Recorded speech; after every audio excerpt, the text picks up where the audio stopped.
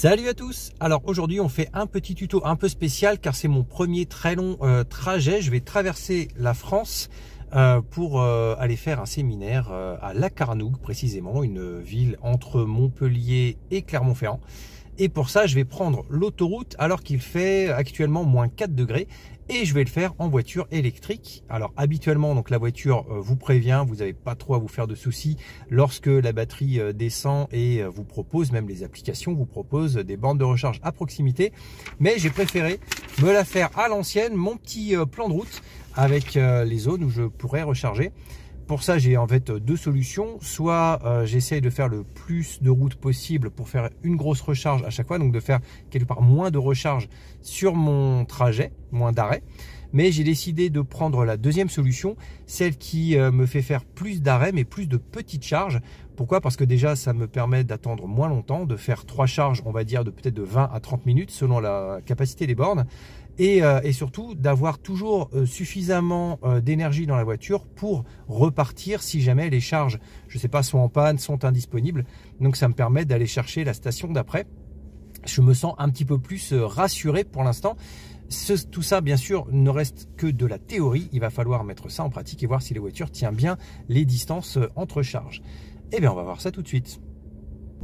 Ça y est, me voici arrivé à l'ère du jardin des arbres et on peut voir ici, voilà, les petites bornes de recharge de la station Ionity qui m'attendent.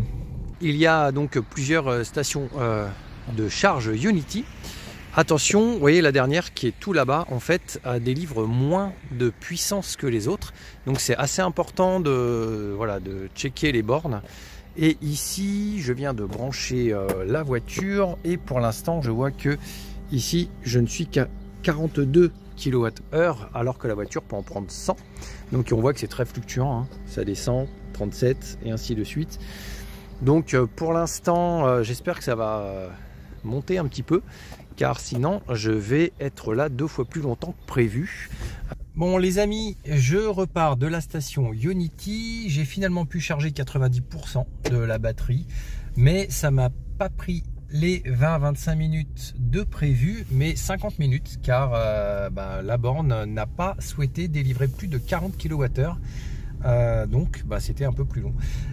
Normalement, j'ai de quoi atteindre mon prochain arrêt, mais j'ai vu qu'à 60 km il y avait d'autres bornes, non pas des Ionity mais des Total Energy. Donc ça me rend très curieux. J'ai décidé de faire un petit arrêt donc dans à peu près 65 km pour tester si ces bornes là de Total Energy délivrent plus, et si ce n'est pas le cas, ça ne vient peut-être pas de la borne mais peut-être de la voiture. On va pouvoir tester ça ensemble. Alors comme convenu, je me suis arrêté vraiment par curiosité sur l'ère Total Energy.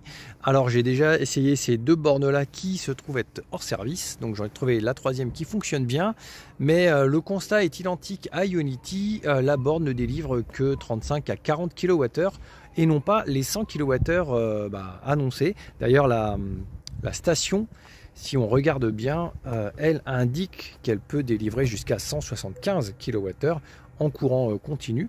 Donc là on est loin du compte. Je sais très bien que les voitures de manière générale chargent beaucoup plus lentement lorsque la batterie est presque pleine. Les 20 derniers pourcents sont plus longs à charger et forcément d'ailleurs sur les bornes c'est bien indiqué, on est l'ordre de 9-10 kWh. Mais là pour le coup c'était pas le cas sur Ionity, c'est pas le cas sur Total Energy. On devrait quand même avoir normalement beaucoup plus de puissance. Peut-être que vous avez plus l'habitude et du modèle de cette voiture-là, la i2008, et des bornes de recharge ultra rapides. Vous pourriez peut-être éclairer ma lanterne de pourquoi est-ce que cette voiture, qui est justement vendue en tant que 100 kWh courant continu, ne monte pas cette... Et c'est pas la première fois d'ailleurs, hein. J'étais déjà à côté de Reims il y a quelques temps et j'avais chargé très rapidement chez Ionity et j'étais toujours cantonné à 40 kWh. Donc y a-t-il quelque chose à enclencher dans la voiture, dans l'application? Je ne sais pas. Donc si vous avez des indications à me donner, n'hésitez pas. Les amis, ça y est, je suis arrivé à un peu plus de la moitié de mon trajet. Je suis à l'aire du Bourbonnais où j'ai retrouvé une station donc Ionity. Je l'avais préparée à l'avance. Et la bonne nouvelle, c'est que voilà, la batterie, j'étais à 30 et quelques %. Là, j'en suis à 37 et je tourne autour des 70 kWh. Donc d'ici une petite vingtaine de minutes, la batterie sera pleinement rechargée. Le temps d'aller chercher un sandwich et de reprendre la route pour le coup un dernier arrêt qui sera prévu avant d'arriver à destination. Alors la bonne nouvelle est que je viens juste de finir de manger et on va voir ensemble un petit peu où ça en est. Voilà, 55% de batterie chargée en 36 minutes, c'est plutôt bien. Je vais pouvoir me débrancher et aller en direction de mon tout dernier arrêt avant l'arrivée.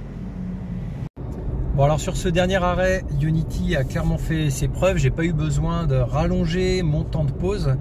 J'ai juste eu le temps voilà, d'aller au resto, de manger, de revenir et j'étais vraiment bien chargé. J'ai récupéré presque 200 km. Donc c'est largement suffisant pour faire l'arrêt, enfin largement suffisant. Toute proportion gardée puisque je reste quand même une bonne partie sur l'autoroute. Il ne faut pas que j'aille trop vite, il fait froid. Donc là la voiture m'indique 284 km d'autonomie. Mon prochain arrêt il est beaucoup plus court finalement. Comme je disais, je fais des petites étapes, des petits tronçons. Je m'arrête dans 147 km.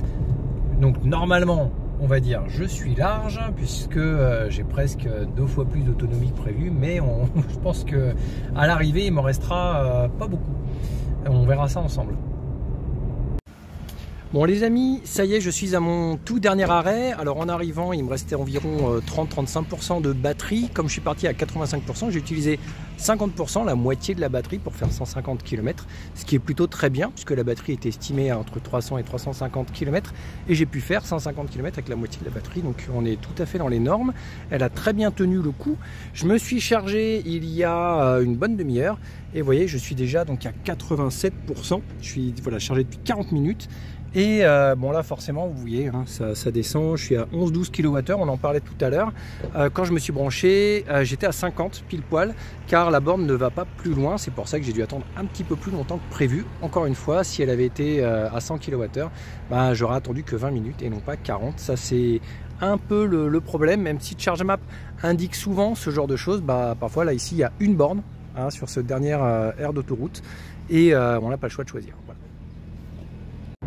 Allez, on conclut ce voyage de 600 km avec un petit bilan sur l'utilisation et les tarifs de ces bornes d'autoroute.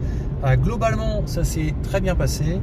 Les bornes ont été très vite identifiables, elles étaient accessibles. J'ai pu me charger sans aucun problème avec le badge ChargeMap. Ça a très bien fonctionné. J'ai eu des charges rapides, voire donc ultra rapides à plus de 70 kWh. Globalement entre 40 et 50, ce qui est déjà bien. J'ai pu avoir en ligne directe la facture puisque grâce à ChargeMap vous avez directement la facture qui vous arrive sur l'email 1 minute après avoir chargé, ce qui permet de tarifer ce voyage de 600 km à environ 65 €. C'est extrêmement cher pour des bornes pour des bornes électriques, mais vous êtes sur l'autoroute donc ça se paye le prix fort. Les bornes ultra rapides se payent très cher. Donc 600 km, mon ancienne voiture, l'ancienne Mazda, faisait du 6 litres au 100. 6 x 6, 36. Pour faire 600 km, il me faut 36 litres fois 2 €. Ça m'aurait coûté 72 €. Donc ça coûte grosso modo le même prix de le faire en diesel ou en électrique. Ça coûte pas plus cher en tout cas. Mais le problème majeur reste évidemment le temps que cela prend, puisque le voyage, quand vous l'envoyez sur Waze, vous dit que ça va vous prendre environ 6-7 heures de route pour faire 600 km, puisqu'on ne fait pas que de l'autoroute non plus, il y a parfois des nationales. Et en électrique, il faut compter plutôt 8 à 10 heures. Avec ces arrêts qui ont été plus ou moins longs et surtout en intégrant le fait qu'on ne roule pas à 130 sur l'autoroute pour ne pas flinguer la batterie.